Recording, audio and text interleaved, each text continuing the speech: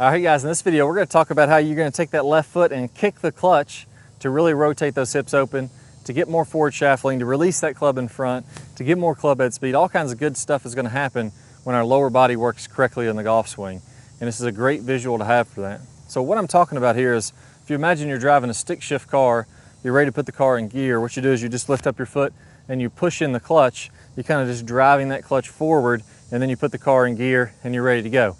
That same motion is really helpful in the golf swing, because now in my downswing, as I'm starting the downswing, I'm getting a little bit of bend from my knees.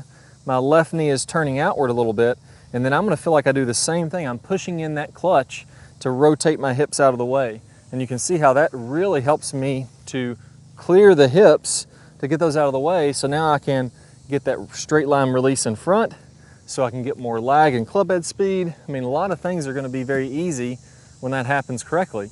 If I do this incorrectly and I don't kick the clutch, let's say that I keep my hips really still.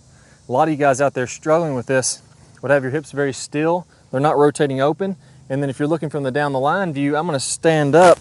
My hips are square to the ball, but I'm standing up, backing out, and I'm kind of casting this club and flipping it. So I'm losing some lag there. If I can get my hips to clear out of the way, I can get more lag and release out in front. I'm standing up out of my posture because my hips aren't clearing out of the way, because these aren't opening. That's kind of blocking my way, and I'm having to throw my hands at the golf ball. And overall, my rhythm, my timing and tempo, everything else is going to be a little bit off too. So in that incorrect motion, the idea is, and what a lot of people think is, as I start my downswing, I bump my hips to the left. I don't really have to rotate very much, and then from there, I just throw the club at the ball. So if you find yourself kind of feeling like you're sliding in front of the golf ball, that's going to get these hips to go this way, but it won't get the hips to go that way. When I slide, or when I'm just getting this motion, what I'm doing is I'm pushing with my right foot. If you imagine the inside of my right foot is pushing laterally. So if you can imagine I'm doing like a side shuffle, like in basketball if you're playing defense, I'm down and I'm shuffling to the side. I'm pushing off the inside of this right foot, and that's just moving my hips laterally this way. It's not getting any rotation. If I was going to do the kick the clutch drill, now that's clearing my hip in the correct manner. So ideally what's happening in the golf swing is, as I start my downswing, I'm letting that knee turn out, and then from there I'm kicking that clutch. Instead of straight toward the ball, you can think of it as out maybe 45 degrees in front.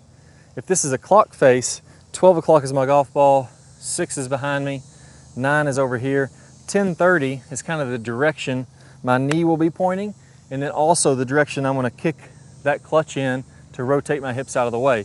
That's going to really allow me to clear through the swing. Once I do that, now I can stay in my posture as I'm coming on through the shot. So a drill, we talked about those basketball drills where you're down and you're sliding side to side. I'm pushing off this foot.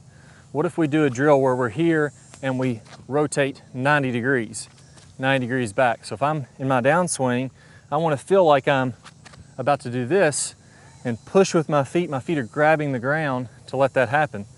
Do 4 or 5 of those in your living room, just going 90 degrees, spinning your body quickly, and that's going to help you to do this type of motion. Once you've done those, let's hit those checkpoints again. First checkpoint, I'm going to get some lag, and I'm going to let that knee turn out in the downswing. Second checkpoint, I'm going to kick the clutch in, and I'm going to release that club out in front.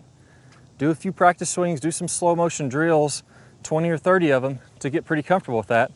Once that's comfortable, now we can go ahead and do this in a real swing where we feel really comfortable making a full speed swing. Then we're ready to take it to the golf course. This is when it's going to hold together.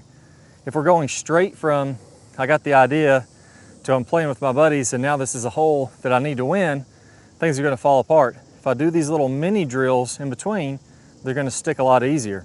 So do those drills, let's practice a little bit, and then kick the clutch to 10:30 as you're making your downswing, and that's really going to help you to crush the ball. All right guys, hammered that one right down the middle. I might do that drill the rest of the day. See you guys soon. All right, so we talked about kicking that clutch. One thing that's really important with this is what we call the compression line. So in the downswing, I need my left ankle, my left hip, and my left shoulder to be lined up, in order for that kick the clutch action to happen really well. I got a preview from our compression line video we have on the website. It's going to pop up here in just a second. Click the iCard up at the top of your screen or down below in the description, and you'll get instant access to that compression line video. That's going to line everything up to make this easy, and you'll be releasing the club like you never have before. So best of luck, guys, and I'll see you all in that video. Creating lag, releasing lag, those are all very, very important, but none of that matters unless we can consistently hit that ball right on the center of the sweet spot and compress this golf ball. And that really comes down, a great deal of this comes down to how our body is positioned at impact, and that's what I call the compression line. And I want to make sure that I'm coming down and through, hitting the ball first every single time. Now my body has to be set up in a proper way to be able to do this.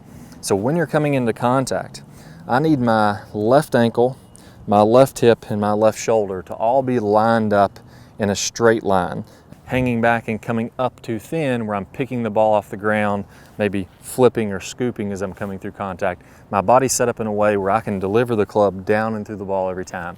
With the direction our shoulders are pointing are gonna dictate where we can release the club and how we can release the club. So that's the general overall idea. We need that compression line. It's allowing her to release the club, and she has one of my favorite swings on the LPGA Tour. Really, really solid fundamentals. And again, Rory McIlroy here, just a great swing, very, very powerful.